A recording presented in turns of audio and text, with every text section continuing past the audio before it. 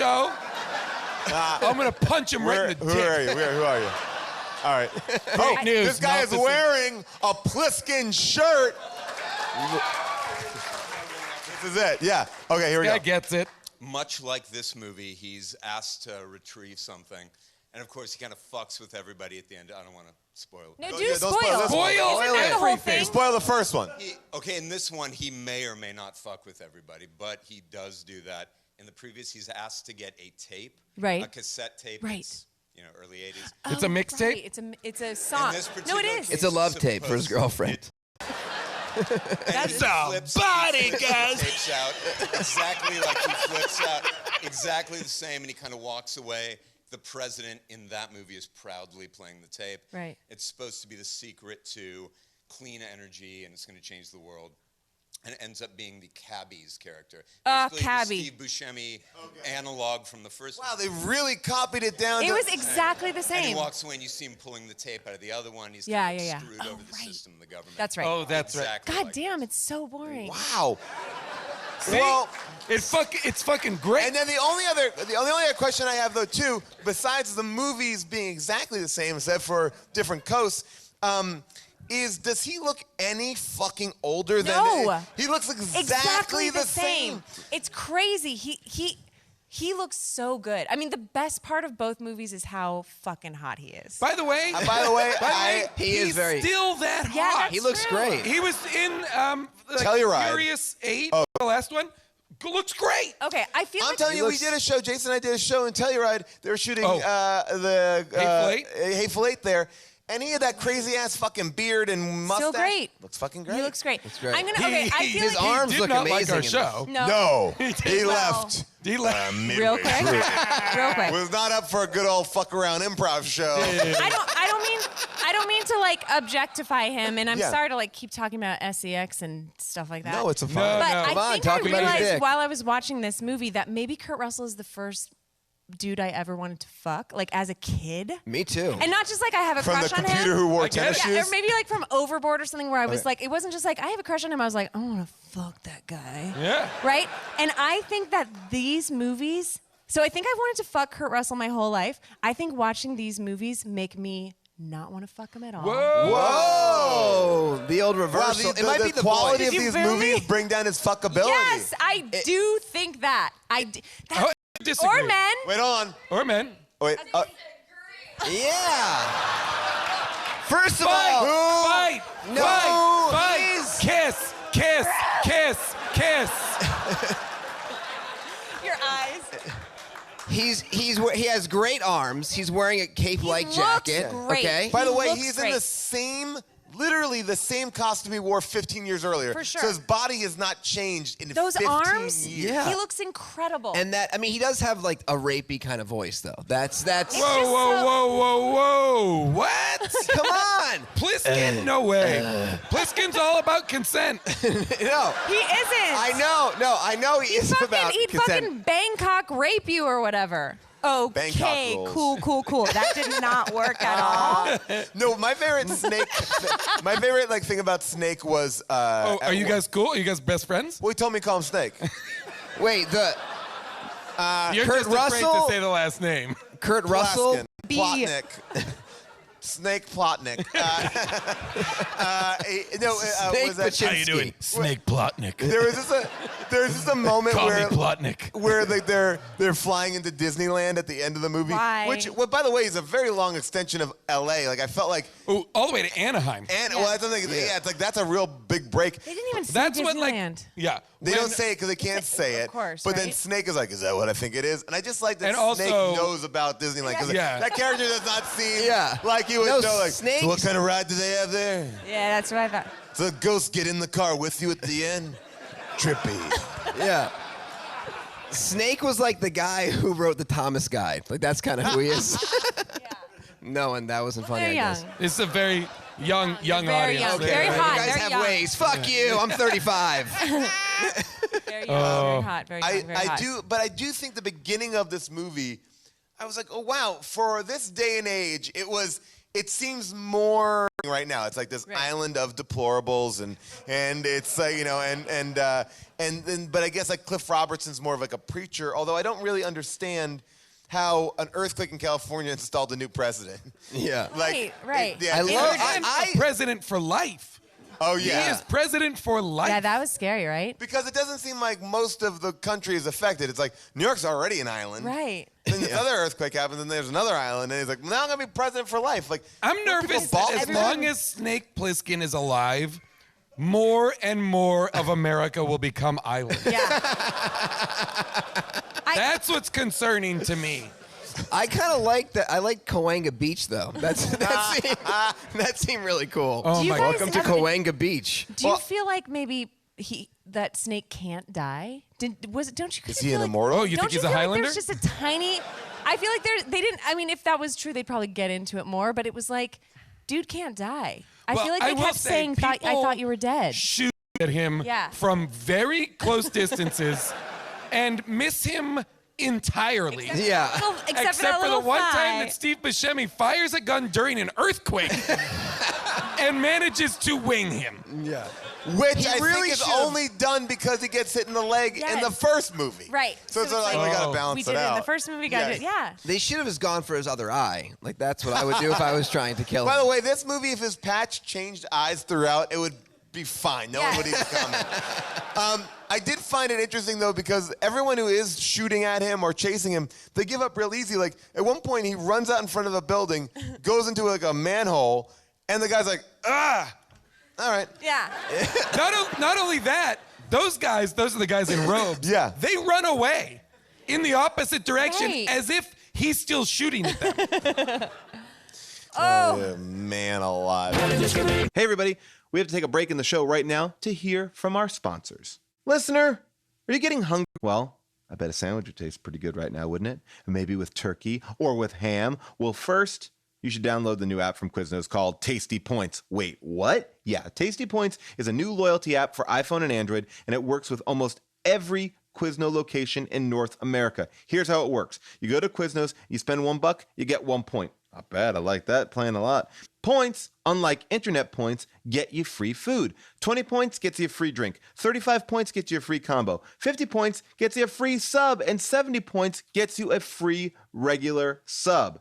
And by signing up, you get a free small sub with any purchase. This offer does not even require any points. It's just a way that Quiznos wants to sweeten the deal. And remember, Quiznos always have been on the right side of the law. I'm not saying anything about any other sandwich company, but I'm just saying that Quiznos has their shit together. So what are you waiting for? Download the Tasty Points app today and enter the promo code BONKERS, that's BONKERS, and get a free small sub with any purchase and 20 bonus points. That's promo code BONKERS. Points. Get those points. Get the Tasty Points app and do it right. Quiznos right. All right, now back to our show. Let me tell you, the best use of $3.99 I have ever had was purchasing a subscription to CISO. Okay, what is CISO? CISO is a video app where you have access to endless top shelf comedy, literally months worth of exclusive originals, face melting stand up, next day late night, and a great catalog of classics. I love CISO because I'm a big British comedy fan, and they have one of my favorite shows ever on CISO. It's called Garth Marenghi's Dark Place. It's like a shitty version of Stephen King or Clive Barker. It's his Twilight Zone-esque show. That's not a great interpretation of what the show is, but it's genius. It's so good.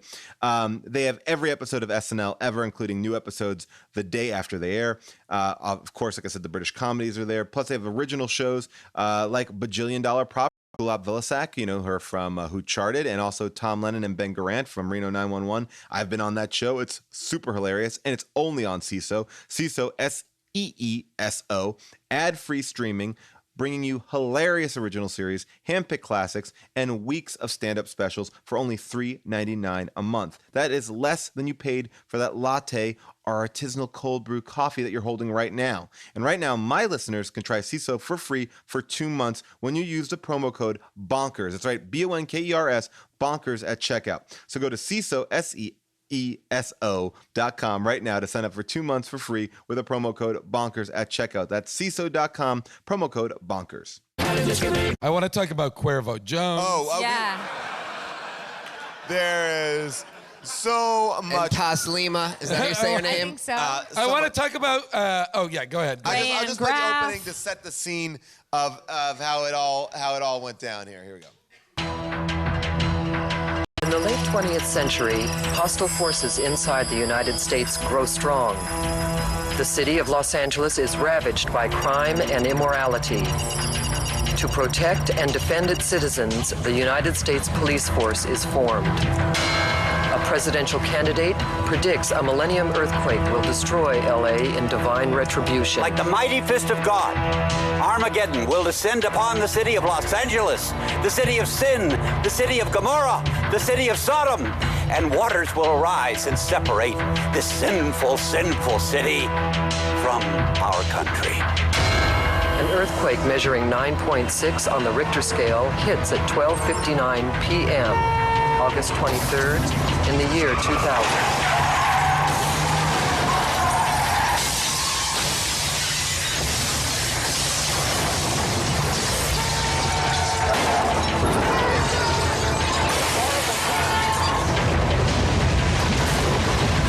Devastation, the Constitution is amended, and the newly elected president accepts a lifetime term of office. Los Angeles Island is declared no longer part of the United States and becomes the deportation point for all people found undesirable or unfit to live in the new moral America. The United States police force, like an army, is encamped along the shoreline, making any escape from LA impossible. From the southeastern hills of Orange County to the northwestern shore of Malibu, the Great Wall excludes LA from the mainland. The president's first act as permanent commander-in-chief is Directive 17.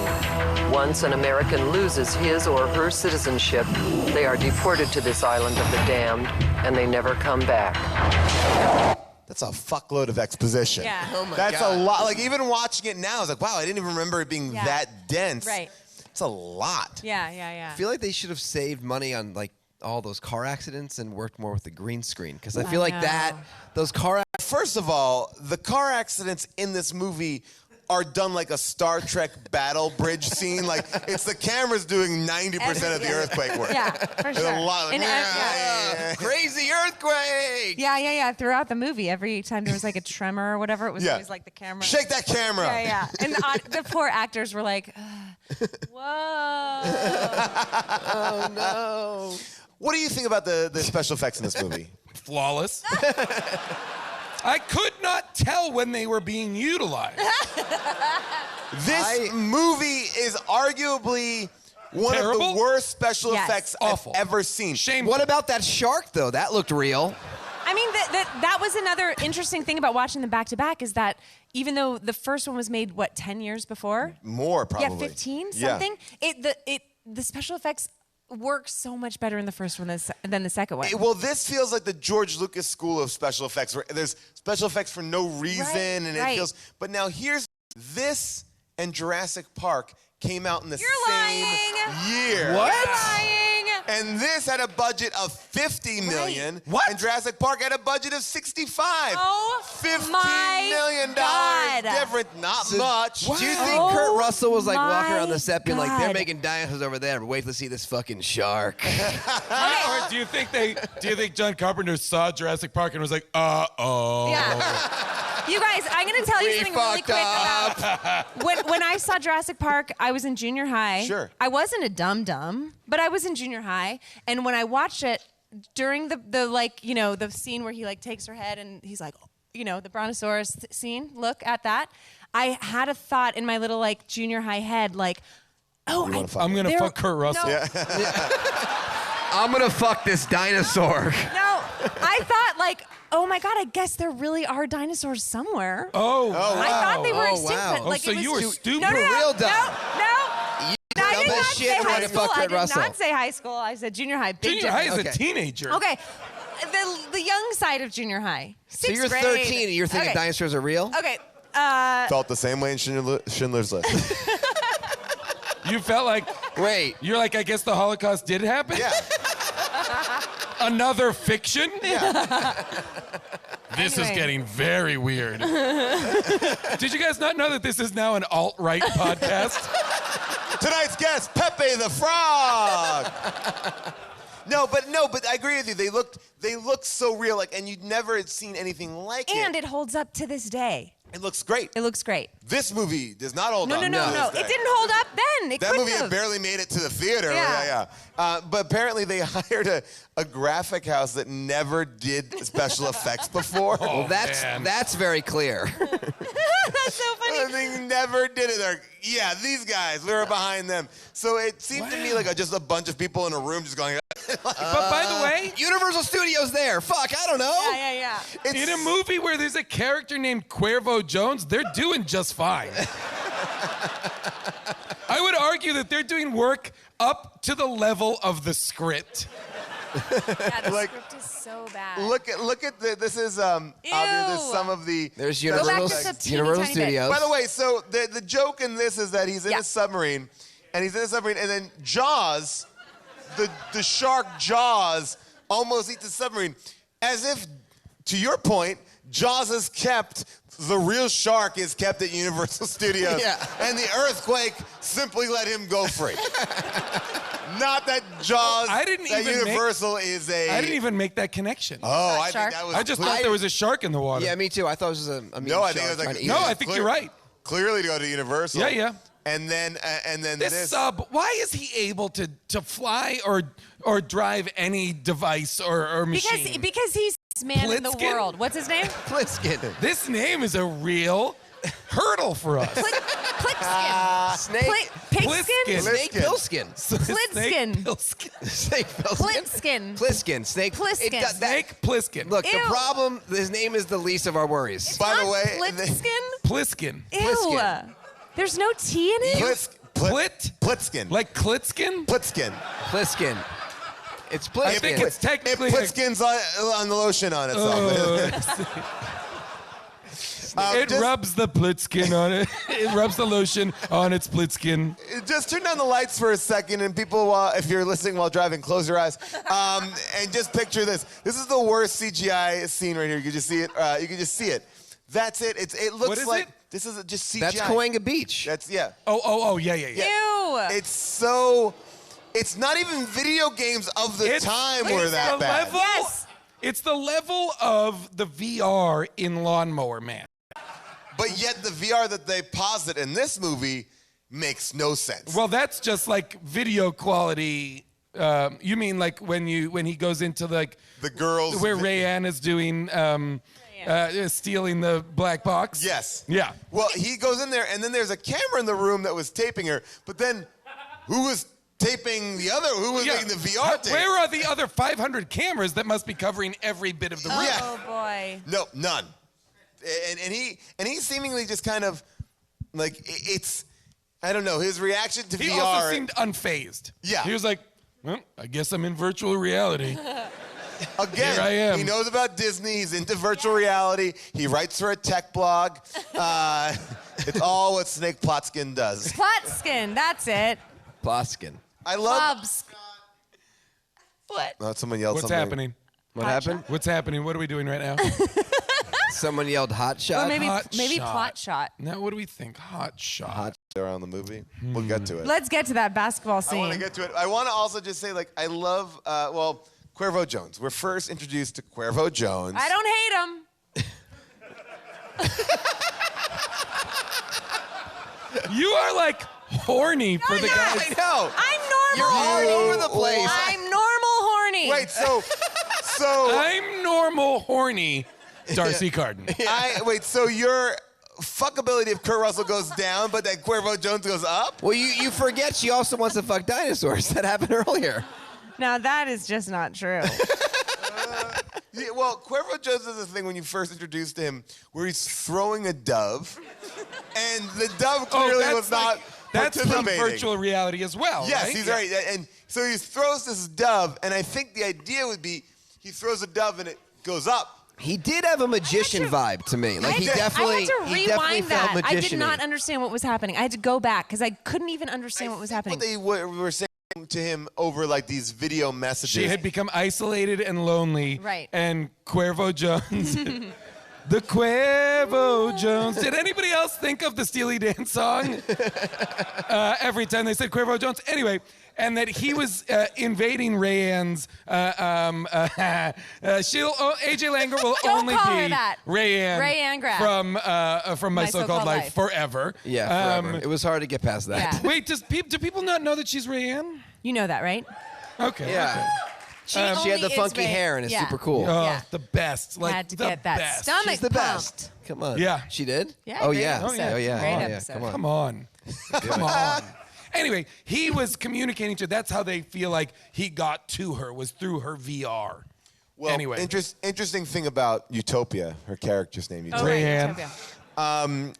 Utopia. But wait, but the dove was not participating. So that he goes to toss the dove up, but the dove just goes down. Worked for GamePro, but I felt like being here. What do you do for One Up, Matt? A little bit of different things, I Yeah, guess. Matt's our It's kind of utility undefined. infielder. Yeah. And who else do we have? Ray Barnhold, and I worked at GamePro for 3 months, but it's okay because I got to go to E3, and that's the only reason I'm here. Oh, High yeah. five. There was a high five. Don't worry. We'll have time for the airing of grievances Wait. as this is the Festivus holiday season. Bob, did you totally use I a was wondering why sports that poll reference was here. to in regards to Matt Leone? Yeah, he's the utility infielder, outfielder. that's- Did I get it right? That's hardcore. Good job. Awesome, yeah. Thank you wherever I heard that from, because it certainly wasn't a baseball game. Probably from me. Yes. Did you hear from Bo? Bo doesn't know cliched game journalist language. Okay. If So- anybody is wondering why Matt is here, he is don't very even know. interested in game magazines. Yeah, and Matt history can't of stop paging through this old issue of GamePro. Actually, there were several old issues of GamePro. We'll talk about more about that later. Let's move on to the few brief retro news items I have for today.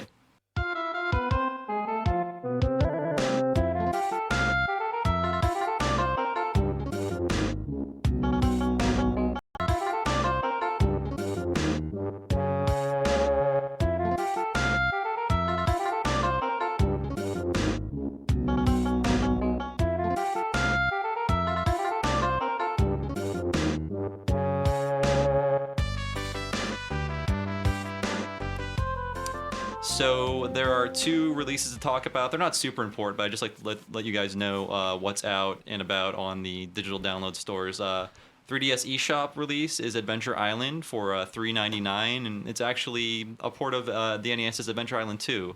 Is that correct, Ray? Yeah. I'm looking at you as my Hudson expert. Yeah, no. I love that game, too. How close is it to the NES game? really close. Okay. Yeah. Sort of like how we were talking about last time about DuckTales and stuff. Very Right. close to the NES version. Would you recommend it? I need some sort of authority on this. $4, Adventure Island, Game Boy? $4. You did just say you loved it. Yeah. Well, I do have a sentimental. I really like Adventure Island 2 for the NES. If I have never played an Adventure Island game, let's just pretend. Should I buy it? Yeah. Yeah, I'd say so. It's a very well-rounded Adventure Island game, no matter what platform it's on. I say it's a good introduction to the series. Right. And However it's brief not it is. it's not super hard like the first one or anything either. Yeah. So yeah, no one else cares about Adventure Island. It's okay. It's okay. Yeah. Like I said, these are very minor releases. Yeah. And the second release is even more minorer, I guess. It's Final Fantasy VI on PSN, but you know what? It's a crappy port, just like the Chrono Trigger port. And Not also, that crappy. I mean, it's not as bad as a Chrono Trigger port, I would No, say. I think it's worse. You think it's worse? I'm speaking as someone who was actually suckered into paying full price for this thing when it came out back in the day. Yes, I I'm did too. Still pretty burned by that. Even if I did get to play Final Fantasy V for the first time, like I was like, "That's cool. It will totally replace my old copy of Final Fantasy VI." What's all with all this slow down? Yeah. Oh yeah, I forgot. Why all like the load times? It there was unplayable. Slowdown during the summons and lots of loading and stuff like that. So it's on Virtual Console. So there's no reason. I mean, that seems to be the purest version of the game you can get. I mean, the GBA version is still good, but it does have issues too. Like the music is not going to be as perfect as it is on the SNES. It's slightly tinnier. Yeah. It's a little tiny bit off. Buy the Chrono Trigger on the DS and buy the Final Fantasy VI on the Wii. Yeah. Or I would- or an SNES. You could do that too. I would agree. Do we have anybody that would want to argue against this? No? No, not No, really. but Yes. it's a great game Yeah. in general. I think we talked about it to death via podcasts and articles and stuff. I Yes. mean, Final Fantasy VI is great. It could be the best Final Fantasy. It could not be the best Final Fantasy. I think it's It has a cast of thousands. Yeah. And, But should it be remade in HD graphics? No. On the iPhone. No. wait. Is it on the iPhone yet? Not yet. Okay, that'll be next year, and it'll look hideous, and no one will buy And it. it will have horrible frame rates. Yes. Okay. So that's to look forward to. That's for the future.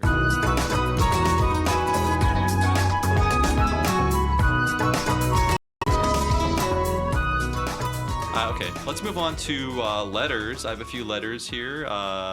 Nick from Kalamazoo writes, during your B-list RPG cast, which Kat was a part of, Wow. I was saddened that you didn't talk more about Grandia. The series might not have had the best story, but its combat was definitely new at the time.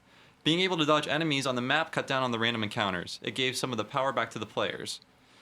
And then he goes on to explain some of the highlights of Grandia's battle system, which I will not go into here. How do we feel about Grandia? I think we talked a little bit about it when the director died back in August, and we did sing its praises. So, Nick, if you haven't heard that episode, I forget which one it was, but if you look around the time when that guy died, it was shortly thereafter that we talked about Grandia. I just want to say that the Grandia battle system is my favorite battle system of any Japanese RPG. Oh, wow. Those are strong words. Well, it's a perfect mix of turn-based gameplay along with kind of the intensity of like the real time, since you're watching the enemy engage, but then you can interrupt them and everything. Right. And it's really fast and really like terrifying for the most part, especially in the latest boss battles. They when you're like, oh god, it's gonna use a super attack, I have to interrupt it, oh god. Right, So- and I think it did borrow a little bit from strategy RPGs in that you could see the order in which characters would move, and your actions also determine which order you would move in. So you had to also keep that in mind, like who's going to go when, how will that affect what happens to me next. The best feeling in the world was when you did actually manage to get in and interrupt one of those super attacks. Oh, yeah. Nice. And it's also, correspondingly, you were despondent when it did actually manage to launch a super attack and wipe out your party after a long time. So good yeah, game. We love Grandia, Nick. I'm not a big fan of 2, although they kept the battle system. I just didn't think the game was as like fun and joyful as the first. Any thoughts on Grandia? Anybody who played it? I liked Grandia 2, actually. I played the hell out of Grandia 2. But Grandia 1 is available on PSN as well. Yeah, and it's not And it's not a horrible port, because it was originally released Saturn. Oh my gosh. It's a terrible port, but I mean, it's still playable. I retract my previous comment. And you know what? You won't know any better because it's not like you've ever played it on the Saturn. Unless you have. Unless you're one of those people. In that case. Unless your name is Shane Bettenhausen. Yeah, and he's not listening to this. He goes on to say, this is also from Nick, Skies of Arcadia was another fantastic RPG that could have been talked about more. Well, excuse me, Nick. It was easily one of the best titles for the Dreamcast. Skies also used the VMU to find some of the pellets to level up your companion Cupel. Or you could use it to level up your characters to get more gold. Thoughts on Skies of Arcadia? I say it's an awesome game, and I'm sad that Overworks went on to make Shinobi and then Nightshade, and then probably just fell apart because of Sega's, I don't know, At least problems. at least it got a release on the GameCube. Yeah, he does add that it did come out for the GameCube, and there was like 10 hours more worth of content. But I think that was a world that could have been revisited, but it just... I don't. If it got a sequel... I almost guarantee that would be a horrible sequel that would make us all cry. And it would probably be for the PS Hunter style action multiplayer RPG. Wow, Cat is cynical. Just saying where the trends are going. Yeah, I know, but what if a sequel came out in 2002 when all that horrible crap didn't exist? Oh, then I'd totally play it. Yes. And I don't mean the PSP is horrible crap. I mean the... No, I'm not saying at all. The monster huntering of RPGs is I don't a even terrible care trend. about... I even think Monster Hunter is a good game. It's just, I'm sick of every RPG being Monster Hunter. Just saying. There's only one. Well, the funny thing about that is that the new Seventh Dragon, it's headed by Ryoko Kodama, also in Skies of Arcadia, and that's pretty traditional game. Or the Seventh Dragon 2 is basically like Etrian Odyssey-ish, right? Yeah, not so much It's dungeon the new crawlery. Oh yeah, what did they change about that one? Well, I think aside from being in the future, I think the battles aren't first person anymore. Oh. There's that, but yeah, it's still like quest based. And it will never come out in America. Well, I don't think Skies of Arcadia has been forgotten. A couple of those characters did pop into Valkyria Chronicles. That's right. a couple Hey, years thanks back. for that. Yeah. That's true. And I always use them in my party. Sega loves to do that, like in that kart racing game where they put Shenmue in as driving his forklift. Oh, yeah. And you're like, that's a terrible thing to do, Sega. Did you call the main character Shenmue? No. I love when Die Hard blew up that building. That's pretty awesome. Fine, Okay. go ahead. Sorry, Please Kat. make fun of me. Shenmue was a boring character, I agree. So boring you forgot his name. You forgot his name. Hey, I never played Shenmue. He doesn't afraid of See, anything. so my nerd cred just went down 5 It points. did. If you don't know, It's minus okay. 5. Ryo Kazama. I won't judge you. I think. I don't Looking know. for some sailors. Hey, I just took a stab in the dark, and I was wrong. So let's move on to our next letter. A jolly fellow is how he identifies himself, and he writes, I feel... Oh, he actually writes in to say that he disagrees with our stance on Kirby Mass Attack. We had a Kirby podcast maybe 3 podcasts ago, and we all agreed that Mass Attack is a fantastic game, but a jolly fellow does not think so. He says, I feel like the game commits one of gaming's cardinal sins in having copious, unskippable cutscenes. Collect medals missed on the first run-through. I don't need the game to stop and show me a block I've seen dozens of times before. And in his opinion, problems like this make the game feel slower than Kirby 64. And in closing, he wants to know if there are any games we want to like but can't due to one critical flaw. And I would ask you guys to answer this question, please. Who wants to go first? One critical flaw in a game that you otherwise would want to play. Yeah, I would have enjoyed Metal Gear much more if it wasn't for that story. Oh. No, not really. Strong words. No, I love that franchise, but I was replaying them in the HD collection, and 2 in particular, Metal Gear Solid 2, just on those cutscenes drag on. They just haven't aged as well as they could have, I don't think. Right. I mean, I'll still play the hell out of it and love it to death and be there for every single, horrible plot twist. But after a while, I do kind of want to just get on with the game. And I think there was a time when it was kind of cute and novel when games were trying to ape Hollywood, and it was kind of fun to watch. But after a while, it's like, I want to play the game now. Oh yeah, revisiting years later when a lot of cutscenes are better contextualized in the actual game. It's kind of tough to cutscene and gameplay and cutscene and gameplay. Yeah. Kat? In my experience, most of the games that I've played are... There's no single critical flaw. It's a whole lot of little flaws that are built up until I finally get sick of the game and never want to play it again. There aren't too many games that a lot of people love that I don't for that reason, but unfortunately none of them come to mind at the moment. But Will's points about Metal Gear Solid are certainly valid. Okay. Matt? I don't remember. I know I was talking about some game recently that had a really terrible, or really not terrible, but what's the Airtight? What's their new thing? Quantum Conundrum. Right. This is current, but I really want to like that game, but I really hate the art. So I'm kind of having this weird. What don't you like about it? You think it's too twee? It looks like it's a Midway game made for 5-year-olds, and it seems like the gameplay could be more interesting than that. Okay. Ray? I screwed up on the sphere grid on Final Fantasy X so often that I just eventually gave up on it. How did you screw? Doing the wrong thing, always going down the wrong paths, and not getting the abilities I should have. So that didn't feel too good. Final Fantasy 13-2 had that flaw of the hot tub scenes and 13-2 and all the or 10-2. Okay. I'm on a roll today. I'm saying, what do you know that we don't? 10-2 has those hot tub scenes and all that. Oh, it's not that bad. God. Yes, it is. No, it's not. Are they like and all that idle crap, giggling and like washing each other's backs and whatnot? I bet, and they're talking, comparing their bust size. It's not enough to kill the game for me, but it does make me roll my eyes. It does. It should. As for me, I'm gonna say Shadow Complex. As much as I want to play the game, I cannot give money to Orson Scott Card and be able to sleep at night because that man is a horrible, hateful little troll, and I pray for his death every day.